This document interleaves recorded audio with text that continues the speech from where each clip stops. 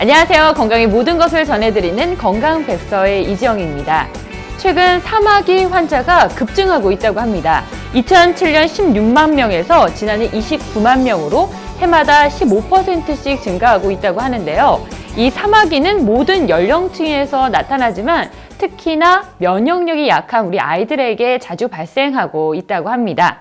그래서 오늘 건강백서에서는요, 대표적인 난치성 피부 질환인 이 사마귀와 또한 지루성 피부염에 대해서 자세히 알아보도록 하겠습니다. 먼저 도움 말씀 주실 전문가 화면으로 만나보시죠.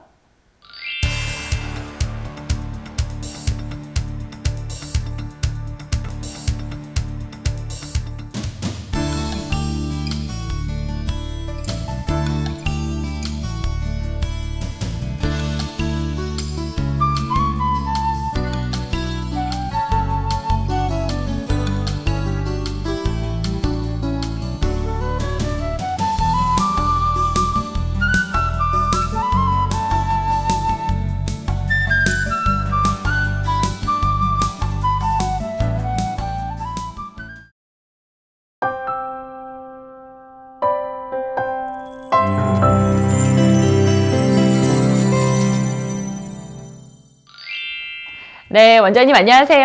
네, 반갑습니다. 네, 반갑습니다. 일단 저희가 사마귀에 대해서 알아볼 텐데요. 흔히 저는 어렸을 때요, 이 사마귀라고 하면 곤충, 사마귀에 물려서 생긴 거라 이렇게 생각을 했었어요. 그건 당연히 아니죠? 네, 아닙니다. 사마귀 곤충과는요, 사마귀 피부염은 전혀 관련성이 없는데요. 네. 많은 분들이 이제 사마귀에 물려서 사마귀가 발생한다거나 혹은 사마귀가 있는 부위를 이 사마귀에게 물리면 낫는다든가 이러한 이제 속설을 많이 알고 계신 것 같습니다. 네, 영화에서도 이렇게 사마귀가 생기는 부위에 사마귀를 올려놓는 장면을 몇 번 봤거든요. 때문에 많은 분들이 좀 오해하지 않았나 이런 생각이 듭니다. 제가 앞서서 인사 중에 해마다 이 사마귀 환자가 늘고 있다라고 이야기를 했는데요. 특별한 이유가 있을까요? 이 사마귀는 대표적인 바이러스성 질환이거든요. 네. 이 바이러스라는 것은 우리 인체의 면역력이 떨어졌을 때 침범을 해서 이 피부 질환을 유발하게 되는데요. 네. 아무래도 오늘날 서구화된 식생활이나 환경 문화로 인해서 피부 면역력이 떨어지다 보니까 사마귀 환자가 늘어나고 있는 것으로 추정되고 있습니다. 네, 또 많은 분들이 사마귀는 치료를 하는 것이 아니라 시간이 지나면 저절로 낫는 것이다 라고 오해를 해서 점점 악화되는 경우가 많다고 하는데요. 오늘 이 시간 자세하게 알아보도록 하겠습니다. 먼저 사마귀란 많은 오해를 하고 계시는데요. 어떤 걸 말하는 건가요? 네, 사마귀는 대표적인 바이러스성 피부 질환입니다. 면역력이 떨어지다 보면 이 바이러스가 피부에 침범하게 되고요. 이로 인해서 바이러스에 의해서 사마귀가 발생하게 됩니다. 사마귀 환부는 대체적으로 딱딱하고 거칠게 튀어나오는 구진의 형태를 띠게 되고요. 신체의 어느 부위나 발생하게 되고 또 손으로 만지는 과정에서 내 인체뿐만 아니라 타인에게 전염 가능성이 있기 때문에 무엇보다 치료가 중요하다고 할 수 있습니다. 네, 이렇게 전염되기 때문에 좀 빠른 치료가 필요할 것 같은데요. 대부분이 시간이 지나면 낫겠지라고 방치를 해서 좀 악화되는 경우가 많다고 하셨잖아요. 네. 꼭 치료해야 하는 거겠죠? 네, 그렇습니다. 이 사마귀가 자연적으로 회복되는 경우도 종종 있는데요. 네. 근데 초기에 사마귀가 인체에 한두 군데 생겼을 때 치료하지 않으면 전신적으로 퍼지는 경우가 있습니다. 특히 얼굴 부분이나 예민한 생식기, 성기 부분에도 사마귀가 퍼질 수 있고요. 네. 또한 이 사마귀 바이러스는 전염성이 있어서 가족들이나 다른 타인들에게도 전염될 수 있기 때문에 치료가 중요하다고 할 수 있습니다. 그러니까 나 하나만 갖는 것이 아니라 온 가족이 함께 또 앓을 수도 있겠네요. 네, 가족이나 뭐 직장 동료들에게도 전염이 될 수 있는 질환이죠. 네, 사마귀도 한 가지 종류는 아닐 것 같아요. 어떤 네. 분류가 있을까요? 네. 인체에 침범하는 사마귀 바이러스의 종류 혹은 부위에 따라서 사마귀를 다양하게 분류하고 있는데요. 우리가 흔히 일반적으로 사마귀라고 하는 심상성 사마귀, 그리고 형태가 납작하고 작은 편평 사마귀, 그리고 손 발바닥에 많이 생기는 수장족저 사마귀, 그리고 생식기 성기 부분에 많이 생기는 성기 사마귀로 분류할 수 있습니다. 네, 참 종류가 많은 것 같은데 이 종류에 따른 호발 부위나 특징은 잠시 후에 알아보도록 하고요. 먼저 실제 사마귀로 고통받고 있는 환자의 이야기를 준비했습니다. 화면으로 만나보시죠. 예, 그 제가 생긴 거는 그 어렸을 때부터 9살 때부터 처음에 이게 생겼거든요. 사마귀가 수영장에서 그 이유는 저는 잘 모르지만 바이러스로 인해서 생겼다고는 하는데 예, 자신감이 좀 많이 결여되는 것 같아요. 사마귀가 있음으로써 예, 일단 제일 큰 건 자신감 좀 결여인 거랑 그리고 뭐 일상 활동에 불편한 건 없는데 제가 좀 외관상 이게 생기다 보니까 조금 자신감도 결여되고 그리고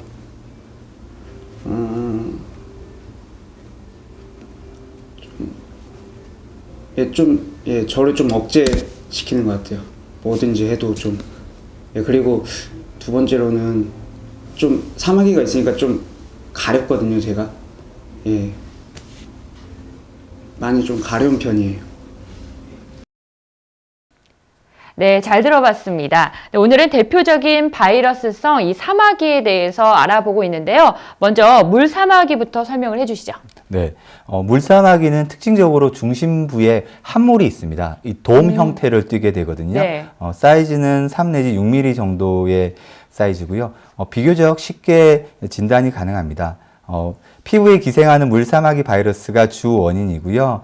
전신적인 면역 상태가 약화된 경우에 특히 면역력이 약한 소아에게서 호발합니다. 네. 또한 아토피 피부염이 있는 경우에 이 사마귀 바이러스가 2차적으로 발생하는 경우가 있습니다. 네. 이러한 경우에는 가려워서 긁거나 때를 미는 습관인 경우에 발생할 수 있기 때문에 네. 주의력이 요한다고 할 수 있습니다. 네, 소아의 경우에는 이 손에 생기는 경우에 자꾸 이 뜯는 모습을 많이 봤거든요. 네. 이런 습관이 굉장히 좀 안 좋겠죠? 네, 그렇습니다. 아무래도 손가락이나 다른 부위에 이제 물사마귀나 사마귀가 발생하면 그 부위에 있는 바이러스를 뜯게 되면 네. 다른 부위로 쉽게 전염이 가능할 수가 있죠. 그렇기 네. 때문에 이 사마귀 부위를 뜯지 않는 것이 무엇보다 중요하다고 할 수 있습니다. 네, 물사마귀 사진도 잠깐 보여주셨는데요. 주로 발생하는 부위 또 증상은 어떻게 될까요? 네, 물사마귀의 증상은 살색 혹은 이제 분홍색을 띠게 되고요. 전체적으로 얼굴이나 체간 부위에 많이 생기게 됩니다. 네. 손발바닥에 발생하는 경우는 거의 없고요. 이 말 그대로 투명한 물과 같은 그런 액체가 찬 것 같은 그러한 형태를 띠게 됩니다. 네, 앞서서 아토피 피부염이 있는 소아에게도 많이 발생한다라고 이야기를 해주셨는데요. 가렵기도 한데 이렇게 사마귀까지 나면 굉장히 좀 고통이 심해질 것 같아요. 네, 그렇습니다. 아무래도 아토피 피부염을 앓고 있는 경우에는 심한 가려움증이 있는데요.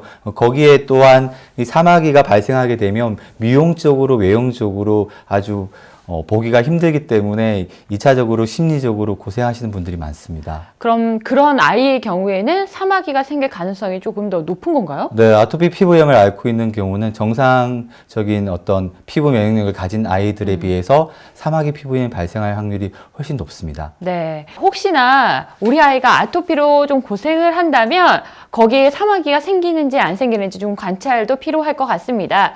제 주위에는 특히나 사마귀가 이 손바닥 그리고 발바닥에 생기시는 분들을 좀 많이 봤어요. 네, 그러한 경우에는 의학적으로 수장족저 사마귀로 분류하고 치료하고 있는데요. 네.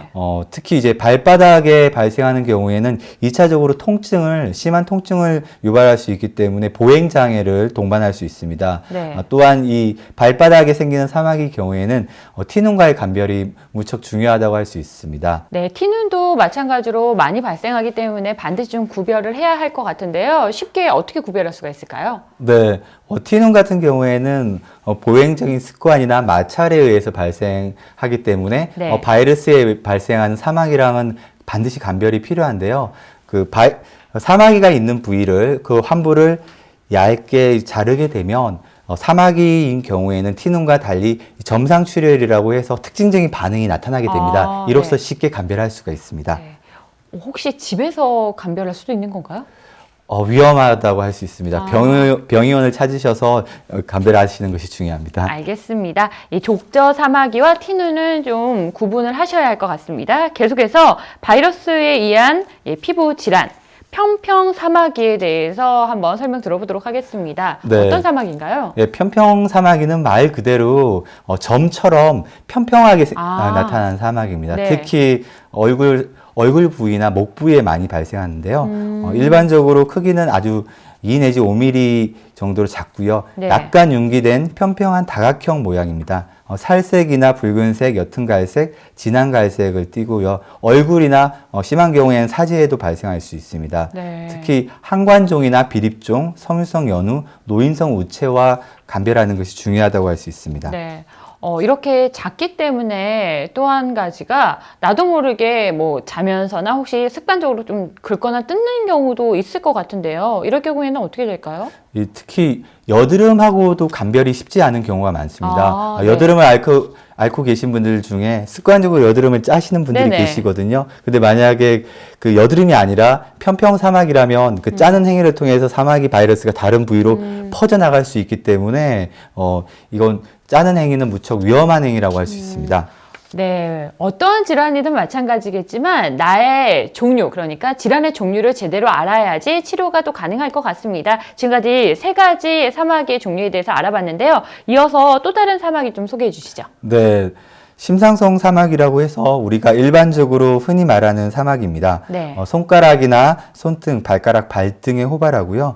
주변과 경계가 명확히 구분되고 거칠거칠한 각질성 구진 또는 결절의 형태를 띠기 때문에 쉽게 감별이 된다고 할 수 있습니다. 네, 그러니까 저희가 자주 볼 수 있는 게 바로 심상성 사마귀겠군요. 네. 알겠습니다. 주로 어떤 특징, 그리고 호발 발생 부위는 어디인가요? 네, 이 심상성 사마귀는 표면이 거칠고 오돌도돌하며 콩알만한 크기의 구진이 손가락이나 손바닥, 발가락 등에 잘 생깁니다. 주로 어린이에게 잘 생기고요. 어른이 되면서 발생 빈도가 낮아지고 개수도 줄어드는 경향성을 보이고 있습니다. 네, 일단 모든 사마귀들이 전염이 가능하기 때문에 전염되지 않도록 주의하는 게 굉장히 필요할 것 같네요. 네, 그렇습니다. 특히 수건을 같이 사용하는 가족들 간에 있어서는 이 전염성이 높기 때문에 수건을 따로 개인 수건을 사용하는 것이 좋고요. 네. 그리고 때를 밀거나 혹은 이 사마귀 부위를 뜯거나 집에서 임의적으로 제거하는 것은 자칫 잘못하다 보면 사마귀가 다른 부위로 퍼질 수 있기 때문에 무척 주의가 요구된다고 할 수 있습니다. 네, 어떤 분들은 뭐 손톱깎이나 네, 이런 맞습니다. 걸로 좀 뜯는 경우가 많은데 네, 네. 혹시나 그 손톱깎이를 다른 사람이 이용을 했을 때 또 번질 수도 있는 네, 건가요? 전염될 수도 있고요. 이 뜯는 과정에서 다른 부위로 사마귀 바이러스가 퍼지는 경우가 많습니다. 네. 그렇기 때문에 뭐 이쯤이야 생각하지 말고 반드시 전문의와 상담 그리고 치료를 좀 권해드리겠습니다. 계속해서 네, 또 생식기 주변에 사마귀가 생길 수 있다고 하는데요. 네. 성기사마귀에 대해서 말씀드리겠습니다. 네. 성기사마귀는 곤지름이나 콘딜로마라고도 부르는데요. 네. 보통 잠복기는 3주에서 8개월 정도, 평균 3개월 정도로 알려져 있습니다. 전염력은 25% 내지 60% 정도로 보고되고 있고요. 네. 성관계 시에 직접적으로 침범받는 곳에서 발생합니다. 네. 외연부의 뒤쪽이나 소음순에서 네. 발생하고요. 질이나 자궁, 경부, 항문에도 발생이 가능합니다. 대부분 이 성기사마귀는 내부에서 생겼다가 밖으로 성장해 나오는데요. 이 시간이 지나면서 특징적인 형태를 흔히 의학적으로 배추꽃 모양이라고 하는데요. 네. 이런 형태를 지니게 됩니다. 약간의 소양감이나 통증을 동반할 수도 있고요. 이 크기가 클 때 괴사를 일으켜서 2차적인 감염이나 출혈, 분비물 등을 배출하기도 합니다. 네, 인유두종 바이러스가 여성들의 자궁 경부암의 원인으로 좀 많이 알려져 있었는데요. 남녀의 생식기 사마귀를 유발한다는 거 참 놀랍네요. 네. 네, 미리 알고 좀 대비하는 게 또 필요할 것 네, 같습니다. 오늘날 아무래도 이제 좀 자유로운 성관계가 있다 보니까 네. 예전에 비해서 생식기 사마귀가 많이 사회적인 문제가 되고 있죠. 전염력도 있고요. 각별한 주의가 요구된다고 할 수 있습니다. 네, 알겠습니다. 네, 여러분들은 지금 건강의 모든 것을 전해드리는 건강백서와 함께하고 계십니다.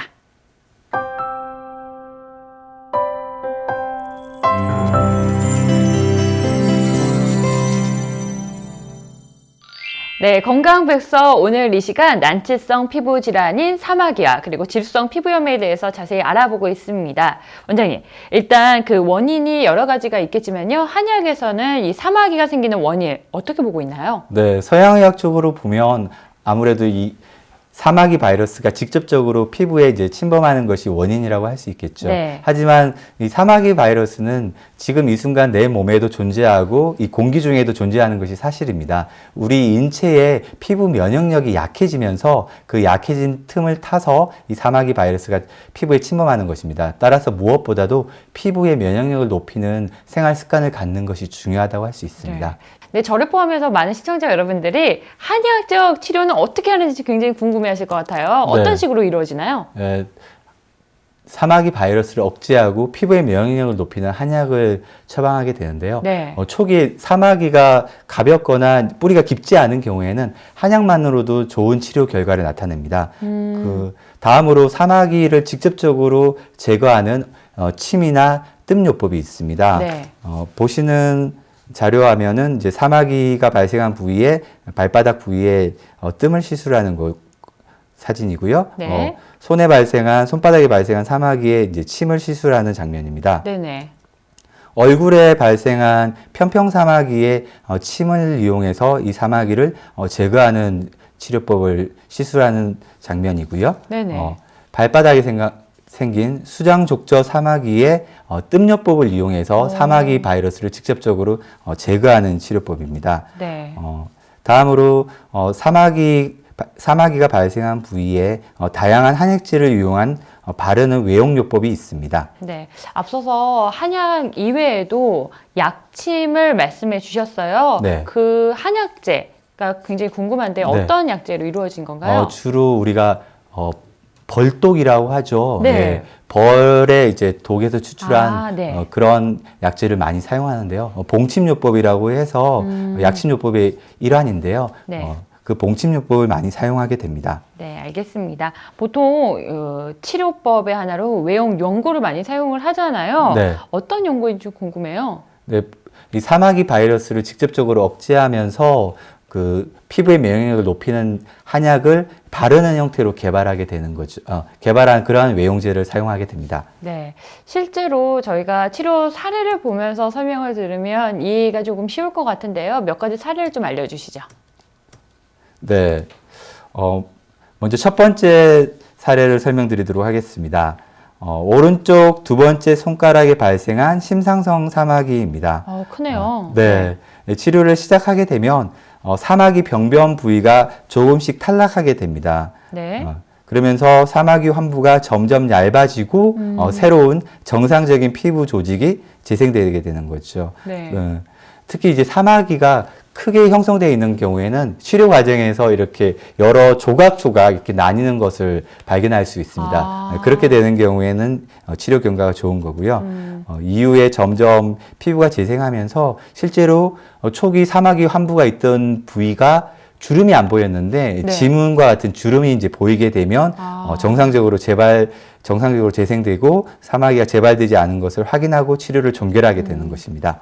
모든 질병들이 급성 그리고 만성이 있잖아요. 혹시나 사마귀도 이렇게 나뉘게 되는 건가요? 혹은 또 그 나뉘는 결과에 따라서 치료 시기도 좀 달라지는지 궁금해요. 보통 우리가 이제 두드러기 같은 피부 질환인 경우에는요, 네. 6주 정도를 잡아서 6주 이내에 발생한 경우를 급성 두드러기, 그리고 아. 이후에는 만성 두드러기라고 분류하는데, 사마귀는 특별히 그 어떤 시기가 정해져 있지는 않습니다. 근데 비교적 6개월 이내에서는 자연 회복의 가능성도 보여요. 그래서 6개월 이내에서는 실제로 적극적인 치료를 하지 않았음에도 불구하고 호전되는 경우가 있는데, 네. 만약에 사마귀가 발생한 지 6개월이 지났음에도 불구하고 치료가 되지 않는